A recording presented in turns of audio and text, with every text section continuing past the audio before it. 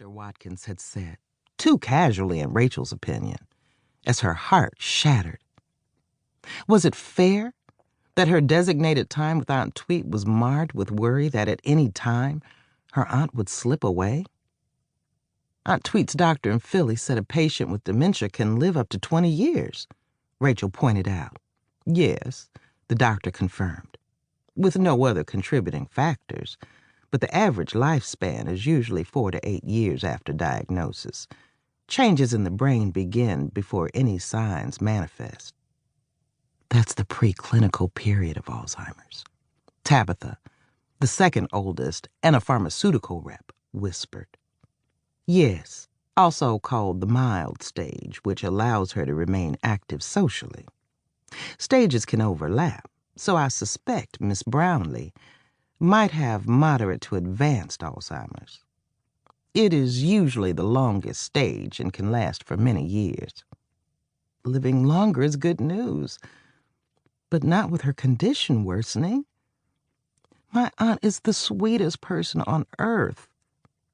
All Rachel wanted was more bonding time with Aunt Tweet, so she could tell her over and over again how much she loved her, admired her, and would live up to the expectations Aunt Tweet had for her 3 nieces.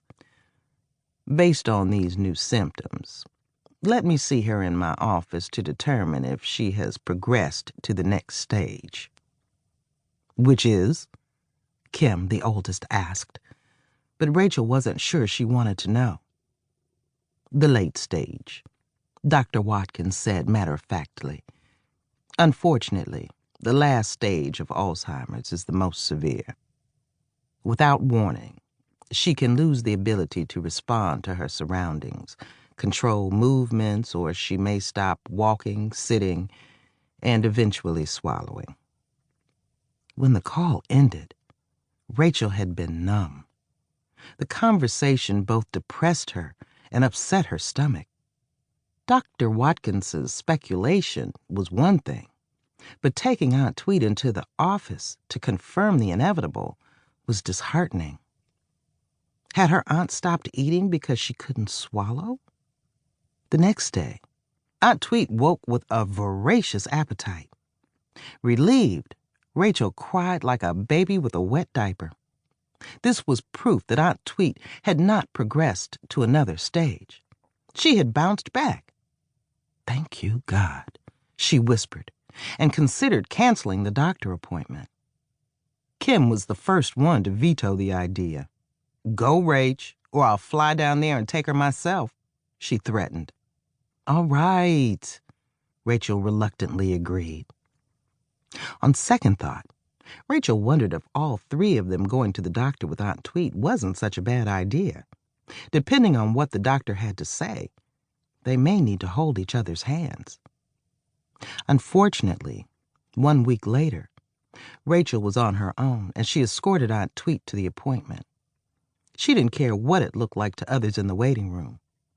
Rachel held her aunt's hand as if she were a little lost girl, not a 29-year-old engineer who was at the top of her game.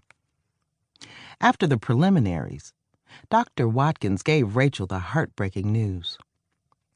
From my assessment, and everything you shared on the phone, your aunt has indeed transitioned to the last stage. She was quick to add, don't give up hope yet. It's not over. This stage can last from several weeks to several years. It's not the quantity of time, but the memories you have with her that will give you comfort. Rachel nodded, but didn't feel any comfort in her words.